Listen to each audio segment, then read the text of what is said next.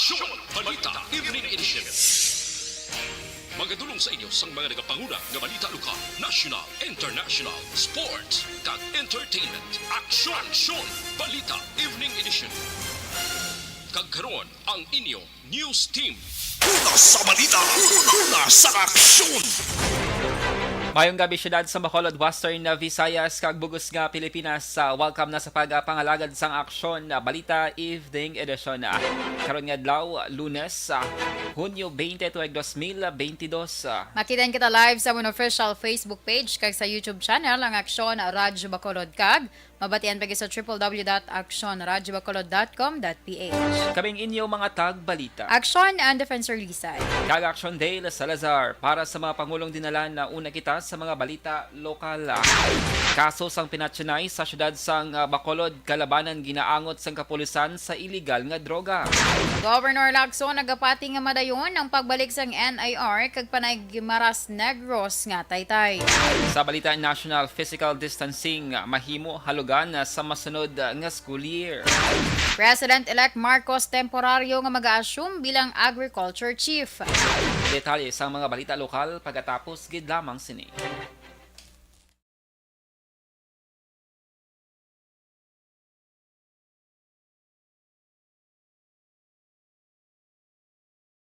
Ang beach, ang paborito nga katuan sa mga pamilya, kag magbarkada sa tion sang okasyon. Puno sang batahom nga mga literato nga may background nga beach ang aton mga social media. Pero nakahibalo-bala kamo ngang Pilipinas ang isa sa world's worst offender sa marine plastic pollution?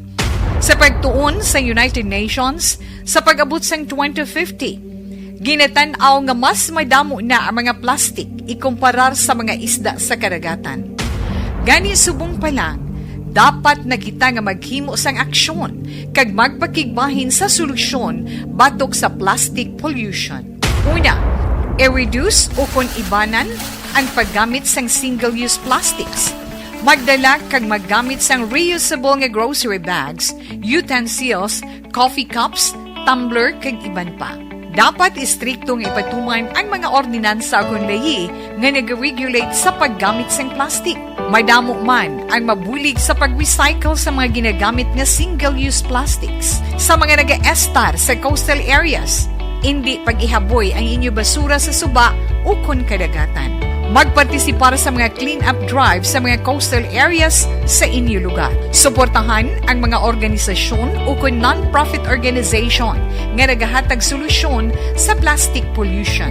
Ang problema sa basura sa kadagatan ang hindi masolusyonan sa isa lamang ka individual, isa ka grupo o kung sang gobyerno. Nagakinahanglan ini sang aksyon sang tanan para sa benepisyo sang karon kag sa masunod pa nga henerasyon.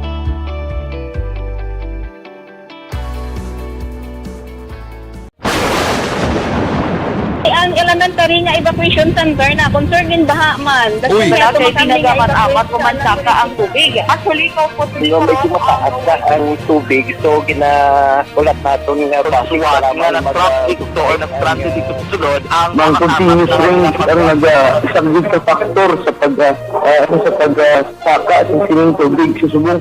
Ang Pilipinas sa mayar sang early warning system para mahibaluan ang lakat sang panahon. Gani, wala sang rason nga hindi kita makapreparar karon ni rainy season. Yari ang pila ka mga action tips nga dapat mo may baluan. Kung nagapuyo sa lugar nga masabi ginabaha, mag-monitor sa balita para sa anunsyo sang pag-asa sa lakat sang panahon. Isa sa pinakapos nga pamaagi para malikawan nga magsulod ang baha sa balay, among paggamit sang sandbag. Ang sandbag ang isa kasakong nga may unod nga balas nga pwede ibutang sa pertahan upon ginaagyan sang tubig para temporaryo nga makontrol ang pagsulod sang tubig sa inyong nga balay. Antes naman ng rainy season, dapat nakapreparar ka na sang pagkaon, flashlight, pito, kandila, hygiene kit, power bank, transistor radio, importante nga mga dokumento kag iban pa nga kinahanglanon. Ini ang dapat isulod sa go bag nga dapat ibutang sa isa ka lugar nga mapus kuhaon sa tion nga kinahanglan nga mag-evacuate. Sa tion sang pagbaha dapat butangan sang tape ang saksakan sang mga outlet kag ibutang sa mga taas nga mga lugar ang appliances. Kunyara sa evacuation center, dapat man nga ipatuman ang minimum health protocol, face mask, face shield kag social distancing batok sa COVID. Sa panahon sa tig-ululan, dapat man proteksyonan ang ikaayong lawas batok sa ilang mga masakit.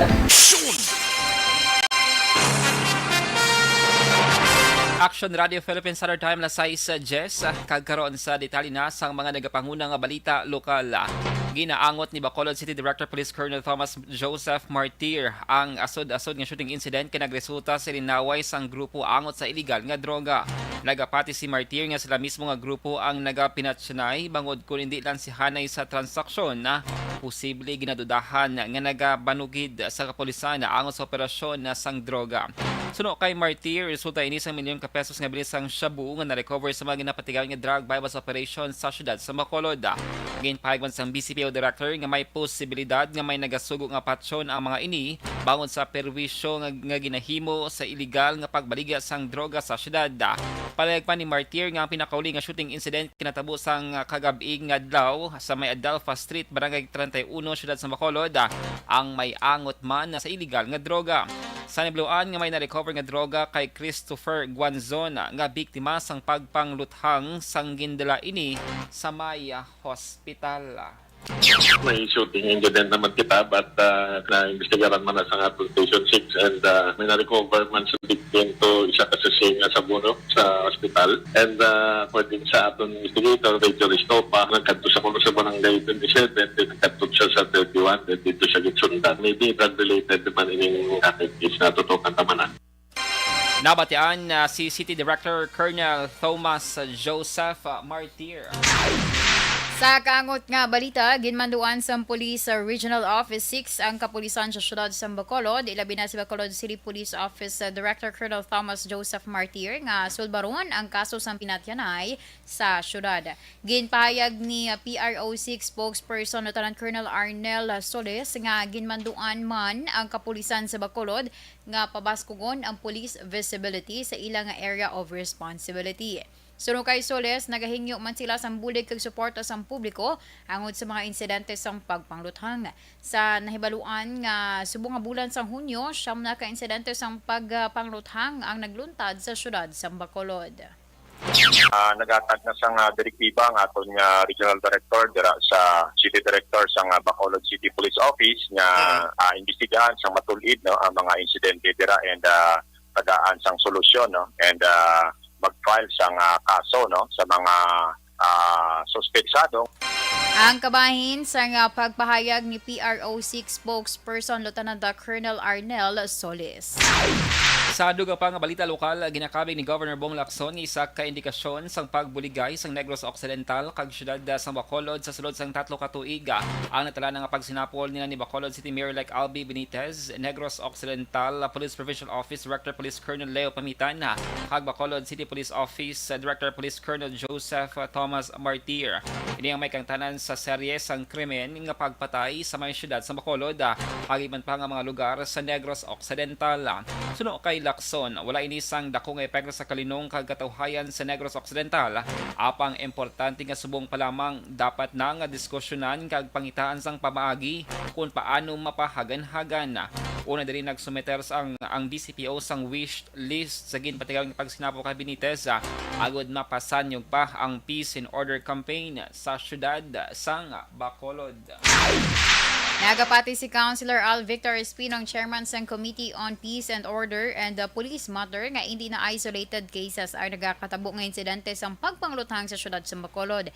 Ini ang panibagong statement ni Espino kasunod sa ika-siyam nga insidente sa pagpangluthang nga nagresulta sa kamatayon sang tricycle driver nga sa Barangay 31 sa Domingo sang gabi. Ginpahayag ni Espino nga masami nga ginaparayag sang kapulisan nga isolated case ang mga shooting incident pero para sa iya hindi na makabing isolated kun adlaw-adlaw nga nagakatabo. Pabor man si Espino sa pahayag ni Mayor-elect Albi Benitez nga i-review sa karon ang performance sa liderato sa Bacolod City Police Office. Nagapati si Espino nga ang law enforcement agencies kaangay sa BCPO amo ang makahatag sang solusyon sa nagakatabo nga krimen sa syudad. Ginapahayag man sang konsehal nga kinahanglan mangin accountable ang kapulisan sa tion nga wala sang may mapasaka ka kaso batok sa mga nagahimo sang krimen. Para sa kay Espino, ang mahimo sini bilang isa ka konsehal amo lamang ang pagsuporta sa kapulisan paagi sa ilang nga kinahanglanon. Sa iban nga balita lokal, nagasalig sa Negros Occidental Governor Bong Lacson nga madayon ang plano nga pagbalik sang Negros Island Region kon NIR kag pagtukod man sang Taytay nga magaangot sa Panay Guimaras Negros. Ginpahag ni Lacson nga nagapasalamat siya nga gindesisyonan sa mga kongresista sa Negros Occidental nga mag-file sa isa ka hagna sa Kamara gud mangin kasuguan ang pagpatukod sang NIR. Nagapati man si Lacson nga ini ang suportado sa mga opisyal sa may Negros Oriental. Una dadigin pahag ni Bacolod Mayor-elect Albi Benitez nga iya pangabayon si Lacson kag Negros Oriental Governor-elect Friday Henry Teves nga magpadala sang formal nga sulat kay President-elect Bongbong Marcos Jr. agud hangyoon nga ibalik ang NIR. Mayo 29, 2015 sang gintukod ang NIR paagi man sa executive order ni Presidente o kon anay Presidente Benigno Aquino III. Apang Agosto 9, 2017 ini ang ginbasura paagi man sa executive order ni Presidente Rodrigo Duterte. Ang PNG Bridge naman ang unang gin-propose sang 2017. Sa katapusan nga balita lokal, plano sang gobyerno provincial sang Romblon nga sundon ang One Hospital Command System sang Negros Occidental. Sa Sinapol nga ginpatigayon sa Social Hall sang Kapitolyo Provincial subong adlaw, ginpayag ni Romblon Governor Jose Ariano nga madugay na niya ginapangabay kay Negros Occidental Governor Bong Lacson nga magbisita personal sa probinsya agud hibaluon ang best practices. Labi na ang gina-implementar ang One Hospital Command System, pati na ang sang medicine consignment sa mga hospital nga ginadumalahan sa Negros Occidental. Luyag man i-adapt sang Romblon ang mga programa ginapatigayon sa probinsya, may kang tanan sa turismo kag economic enterprise. Dugang pa ni Riano, pinaka-importante para sa ila probinsya nga mapaayo ang hospital operations. Bangod ang Romblon, gindeklarar bilang geographically isolated and disadvantaged area sang DOH. Kaupod ni Riano sa pagbisita sa probinsya, Sanday Romblon Vice Governor-elect Armando Gutierrez kag Lone District Congressman Eliandro Jesus Madrona. Ginumpisahan ang pag-implementar sa One Hospital Command System sa Negros Occidental sang Hulyo tuig 2021 kadungan sa paglansar sang Digitizing Health and Emergency Management. Una sa balita, una sa aksyon! Action Radio Philippine Standard Time, lasay sa 18, D3 Biofood Supplement mga kaaksyon, ang natural nga antimicrobial agent. Kung sa pagpabakod lang sang resistensya, wala gid sa may makatupong sa D3 Bio, bawod din ang perfecto ang kombinasyon sang extra virgin coconut oil, kagin paamanan pa sang vitamin D3 nga nagakondisyon sang aton nga lawas. Gani kung nagabalatian kita bagod sang mikrobyo, mag D3 Bio ka na. D3 Bio mabakal sa mga butika. Pabaskugang kayong lawas, mag-inom sang Santon Plus Gold. Bangod ang Santon Plus Gold, may ara ini sang high potency.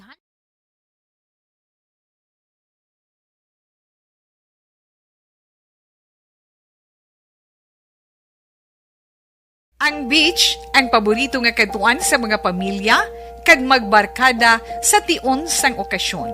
Puno sang batahom nga mga literato nga may background nga beach, ang aton mga social media. Pero nakahibalo-bala kamo ngang Pilipinas ang isa sa world's worst offender sa marine plastic pollution? Sa pagtuon sa United Nations, sa pag-abot sang 2050, ginatanaw nga mas madamo na ang mga plastic ikumparar sa mga isda sa karagatan. Gani subong pa lang, dapat na kita nga maghimo sang aksyon kag magpakigbahin sa solusyon batok sa plastic pollution. Una, i-reduce o kung ibanan ang paggamit sang single-use plastics.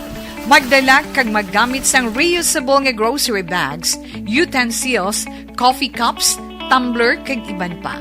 Dapat istriktong ipatuman ang mga ordinansa kung layi nga nag-regulate sa paggamit sang plastic. Madamo man ang mabulig sa pag-recycle sa mga ginagamit nga single-use plastics sa mga nag-estar sa coastal areas.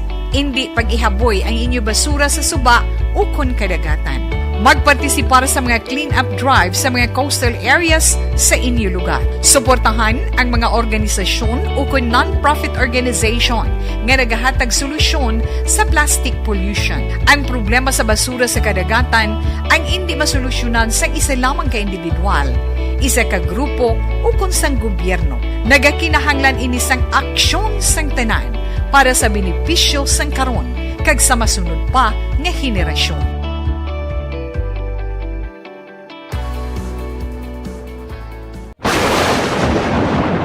Ang elementary nga evacuation center na concern din baha man. Uy, kasi tinagaman amat pumansaka ang tubig. Actually, ikaw po Yung medyo mataas na ang tubig, so ulat natin nga Pasuwat nga nag-traffic to or nag-transit dito sa sulod ang ng continuous rain ang nag-subject sa factor sa pagsaka at sining tubig sa subong. Ang Pilipinas sa mayroon sa early warning system para mahibaluan ang lakat sa panahon. Gani, wala sa rason nga hindi kita makapreparar karon ni rainy season.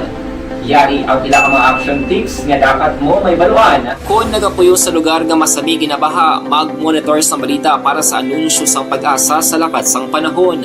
Isa sa pinakapos nga pamaagi para malikawan nga magsulod ang baha sa balay, among paggamit sang sandbag. Ang sandbag ang isa kasakong nga may unod nga balas nga pwede ibutang sa pertahan upon ginaagyan sang tubig para temporaryo nga makontrol ang pagsulod sang tubig sa inyong nga balay. Antes naman ng rainy season, dapat nakapreparar ka na sang pagkaon, flashlight, pito, kandila, hygiene kit, power bank, transistor radio, importante nga mga dokumento kag iban pa nga kinahanglanon. Ini ang dapat isulod sa go bag nga dapat ibutang sa isa ka lugar nga mapus kuhaon sa tion nga kinahanglan nga mag-evacuate. Sa tion sa pagbaha dapat butangan sang tape ang saksakan sang mga outlet kag ibutang sa mga taas nga mga lugar ang appliances. Kunyara sa evacuation center, dapat man nga ipatuman ang minimum health protocol, face mask, face shield kag social distancing. Batok sa COVID. Sa panahon sa tig-ululan, dapat man proteksyonan ang ikaayong lawas batok sa pila ka mga masakit. Kang isang dengue, leptospirosis, cholera, typhoid fever, hepatitis A. Nagpanugyan man ang DOH kay pabili ng proper hygiene kay pag-inom sang limpyo nga tubig. Lutuon sang husto ang pagkaon para malikawan ang contamination.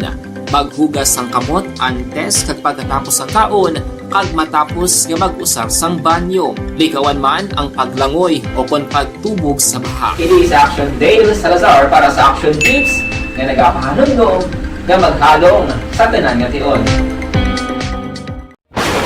And the winner for Digital Storytelling Best Social Media Video is John Dale Salazar, Bacolod, Aksyon Radyo Bacolod, Nurse, BHW, kag iban pa.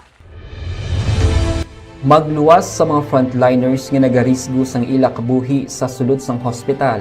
Nagakaangay man nga tagan naton sa pagkilala ang mga frontliner nga nagatrabaho sa sulod sang isolation facility. Ang mga doktor kag nurse nga nagarisgo man sang ila kabuhi sa pagtatap sa mga symptomatic kag mild COVID cases. Ang mga barangay health workers nga gin-assign sa isolation facility, mga cook nga nagaluto sa mga pagkaon sa mga COVID positive. Ang extraction kag disinfection team sang syudad, ang mga utility personnel nga nagakuha sang basura sang mga pasyente. Ini ang mga frontliners kad nakitaan ko ang ila sakripisyo apisar sang manubo nga sweldo o kon allowance halin sa gobyerno. Ako si Action Dale, COVID positive sadto. Naka-recover sa masakit bangod sa bulig sang sini nga mga tawo. Madamo gid nga salamat sa tanan nga frontliners.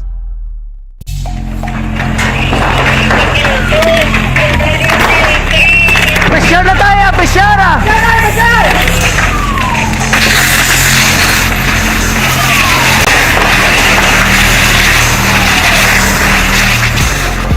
Every day is Fire Prevention Day. Gani importante nga maihibalo kita kung paano malikawan ang sunog. Yari ang pila ka mga action tips angot sa fire prevention. Sa tiun nga maghalin sa balay, siguraduhon nga naka-unplug ang tanan nga saksakan. Likawan ang octopus connection o kung ang pagsaksak sang madamo nga gamit sa isa ka outlet. Dapat wala man sang overloading sa mga saksakan kag lantawon kung masarangan ang mga appliances nga nakasaksaka. Likawan ang mga substandard nga kagamitan. Hindi pag i-charge ang gadget overnight kaangis ang cellphone. Taguon ang mga posporo, lighter, kag iban pa nga flammable materials sa mga kabataan. Ag siguraduhon man nga malayo ini sa kalan. Siguraduhon man nga wala nagalik ang inyong nga LPG. Sa isa ka business establishment, dapat mayara sang fire extinguisher kag dapat nakahibalo ang tanan sa pag-usar sini. Hibaloon man ang expiration date sang fire extinguisher kag i-refill kung expired na. Magpreparar sang fire exit plan lagi padiri ang emergency exit o kung ang lugar nga wala sang harang nga pwede guaan sa tiun sang sunog. Dapat nakasave sa inyong mga cellphone ang mga emergency numbers nga pwede tawagan sa tiun sang emerhensya. Kung nagakalayo ang imong alawas, himuon ang stop, drop kag roll. Para malikawan ang sunog, nagakinahanglan ini sang partisipasyon sang publiko. Kung nakahanda kita sa mga kalamidad, dapat preparado man kita sa sunog. Ini sa Action Dale Salazar para sa action tips nga nagapahanumdom nga maghalong sa tanan nga tion. Bangod sa pamahog sing COVID-19 pandemic, madamo sing kompanya kag local government unit ang nagpatuman sang work from home sa ilang mga empleyado. Naga-work from home kung naka-close contact sa nagpositibo sa virus o kung mismo nagpositibo sa COVID-19. Madamo sang benepisyo ang mahatag sang work from home, pero hindi naton malikawan nga ma-bored kag ma-stress bangod sa sini nga setup sa masobra na isa ka tuig nga pagpakiaway sa COVID-19. Base sa pagtuon sa United Nations International Labour Organizations, nagatugas sing stress ang tuman niya pag-usar sa gadgets kangay sa cellphone kag computer. Gani, iyarin tila ng mga poslano nga action tips. Lasay sa 26 sa Action Radio Philippine Standard Time ang kagkaroon sa detalye sang mga balita nasyonal. Ginatanaw sa Department of Education nga mas haluga ng physical distancing rule sa mga bulutuan sa pagpatigil sang limited in-person classes. Ining tikang sang DepEd sa tuyo nga mas madamo nga mga estudyante ang makatambong sa classroom session sa ginpahag ni Education Undersecretary ni Pamuseno Malaluan nga nagpanugyan ng DOH sa DepEd nga posible mahalugan ang physical distancing protocol sa mga bulutuan nga napaidalom sa Alert Level 1 kag Alert Level 2. Ginpahag ni Malaluan nga yara na sa proseso ang DepEd sa paghimo sang guidelines para masunod nga school year kag para may baluan man kung paano ipatuman ang blended learning. Sa idalom sang polisiya, mga bulutuan lamang nga yara sa Alert Level 1 kag 2 ang ginatugutan nga magpatigayon sang physical classes. Plano sang DepEd nga magbukas ang school year 2022 kag 2023 sa Agosto 22. Nanawagan ng isa ka grupo sang manunudlo sa ka-incoming Vice President kag Education Secretary Sara Duterte nga magbulig agud iduso ang pagpasaka sa sweldo sa mga manunudlo kung ipasiguro nga handa ang mga classrooms para sa pagbukas ng klase. Ginpahayag ni Alliance of Concerned Teachers Secretary General Raymond Basilio nga nahangpan sang grupo ang limitado nga pondo sang gobyerno. Apang ginapanindugan nga malawig na nga mga tinuig nga ila ginaantos ang marubo nga sweldo. Dugang pa ni Basilio, wala man nahatagan sang bulig ang mga manunudlo ang natapikan sang COVID-19 sa diin una ginhingi sang grupo ang 3,000 pesos nga emergency allowance sa mga manunudlo. Sa naibaluan 2020 sang ginpermahan ni Presidente Rodrigo Duterte ang Salary Standardization Law of 2019 nga nagahatag sang saka sa sweldo sa mga empleyado sang gobyerno lakip na sa mga manunudlo sa pampubliko nga mga buluthuan. Sa iban nga balita national, ginpahag ni Vice President-elect Sara Duterte nga target sang lakas sa Christian Muslim Democrats kung lakas CMD nga maging majority party sa House of Representatives. Ginpahayag ni Duterte nga base sa iya nga paghangop ini ang target ni Majority Floor Leader Martin Romualdez sa Kongreso. Si Duterte nagaserbe bilang chairman sang lakas CMD samtang si Romualdez naman nga pakaysa ni President-elect Ferdinand Marcos Jr. amo ang party president. Sa karon may 50 ka mga miyembro ang partido sa Kongreso kag madugangan sang 23 sa pag-umpisa sang 19th Congress. Kung madumduman, una ginpahayag ni Romualdez nga ang desisyon sa mga kongresista nga magupod sa ilang partido ang magapabakod sang suporta sa mga legislative agenda sang masunod nga administrasyon. Sa katapusan nga balita national, ginanunsyo ni incoming President Ferdinand Marcos Jr. nga temporaryo siya nga mag-aasyong bilang Agriculture Chief halin sa pag-umbisa sa iyang liderato. Sa press briefing, ginpayag sa incoming President nga kinahanglan nga ma-reorganize ang mga nagabugo sa Department of Agriculture tungod nagapasulod na sa post-pandemic ang pungsod. Dugang pa ni Marcos nga kinahanglan naman nga siradaan ang pila ka mga sanga sang DA tungod maiban nga wala na sang function. Sa piyak nga bahin, ginkumpirmar ni Marcos nga ginpangabay na sini sa tanan nga mga natungdan nga ahensya nga maghimo sang economic forecast para sa bilog nga tuig agod mapreparahan ang anuman nga krisis kaangay sa pagnubo sa supply sang pagkaon. Sa balita, una sa aksyon! Action Radio Philippine Standard Time lasay si media inyo nabatian ang kabugusan nga mga balita sa Action Balita Evening Edition. Karon nga adlaw Lunes sa Hunyo 20 tuig 2022 sa liwat kaming inyo mga tagbalita. Action ang Defensor Lisa. Kag Action Day La Salazar, una sa balita, una sa aksyon Sa Bacolod Action Radio.